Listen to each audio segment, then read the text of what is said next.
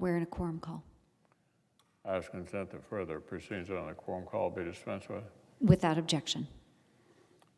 Today, as we speak, the United States Congress confers a rare and high honor on a national hero who richly deserves it. Our distinguished late colleague, Congressman John Lewis, is lying in state in the rotunda. I have the honor to speak at this afternoon's ceremony. How amazing to reflect on John's incredible American life. It began deep in the segregated South, ran through lunch counters in Nashville, jail cells in Mississippi, across the Edmund Pettus Bridge, up the steps of the Lincoln Memorial, and brought him to the halls of Congress. He made heroic contributions to our nation's march toward racial justice. He also brought an unforgettable example of moral urgency, respect, and love to Washington that left an impact on everyone he met. His example will be missed here in the Capitol.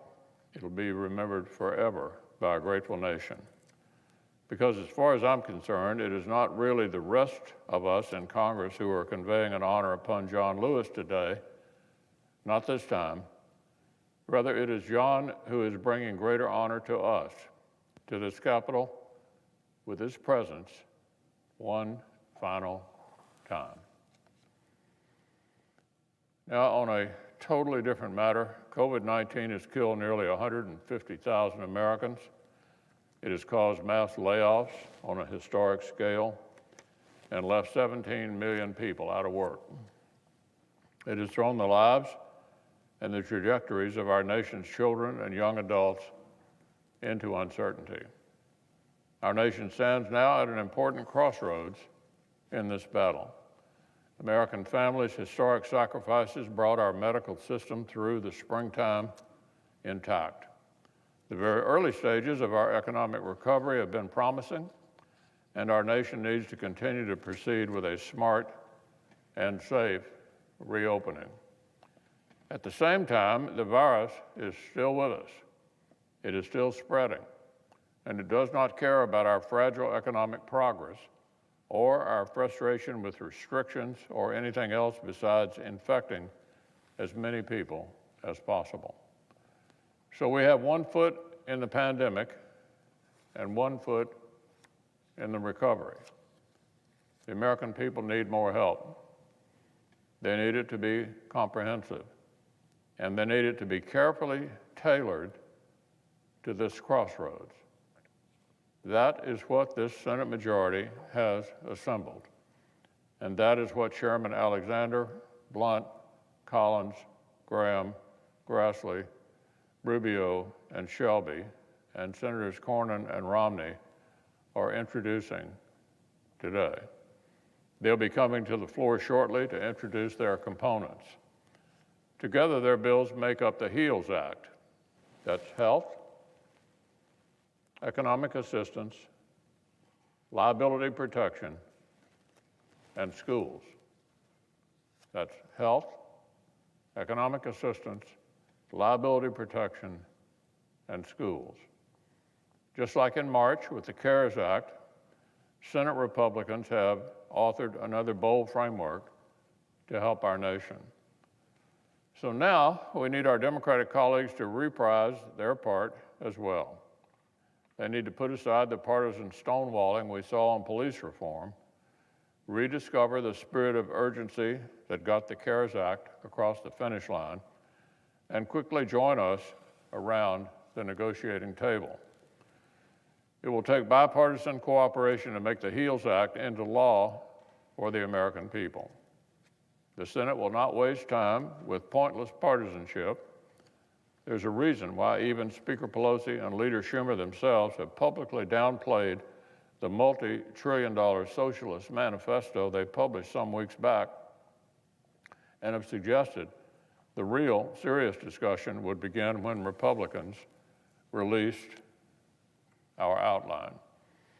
We have produced a tailored and targeted draft that will cut right to the heart of three distinct crises facing our country: getting kids back in school, getting workers back to work, and winning the healthcare fight against the virus. Kids, jobs, and healthcare.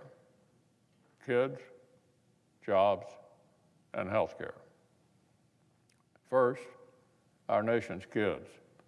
Chairman Alexander, Blunt, and Shelby will be introducing a sweeping package to help schools and universities reopen safely. We're talking about more than $100 billion, more for an education fund than House Democrats put aside in a bill that spent multiple trillions. And there are policies to help child care providers and schools have the flexibility they need to function. Second, jobs. Since our nation has one foot in the pandemic and one foot in the recovery, our economic policies have to acknowledge both sides of that coin. Chairman Grassley will introduce another round of direct checks for households at the same amount as before, with even more support for families who care for vulnerable adult dependents. Chairman Collins and Rubio have designed a sequel to their historic PPP to help prevent more layoffs of American workers. And Republicans want to continue a federal supplement to state unemployment insurance. In fact, we'll propose a weekly dollar amount that is 8 times what Democrats put in place when they controlled the White House and Congress during the Great Recession.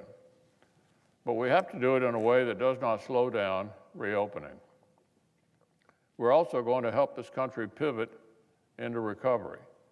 The American people don't just want relief, they want opportunity, so long as the reopenings can be safe. So Chairman Grassley will walk through strong economic incentives to boost worker retention, get Americans rehired, and help small businesses buy the PPE, testing, and supplies that will protect employees and customers alike. Senator Romney has legislation to help a future Congress ensure our critical national trust funds remain strong.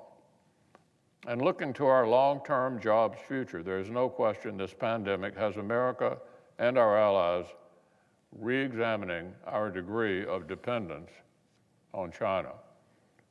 Chairman Graham is introducing a package of legislation that will incentivize PPE manufacturing right here at home. It will ensure that our efforts to rebuild our national stockpile of protective gear actually benefit American workers instead of just stimulating China. And it will bring a heightened focus to other key concerns such as the high-tech semiconductor manufacturing, critical minerals, and intellectual property theft, so the lessons of this pandemic do not go unlearned. And finally, healthcare. Chairman Alexander, Grassley, and others I've already named have legislation to keep America on offense against this virus. Diagnostics, treatments, vaccines, hospitals and healthcare workers, protecting seniors who rely on Medicare for premium spikes.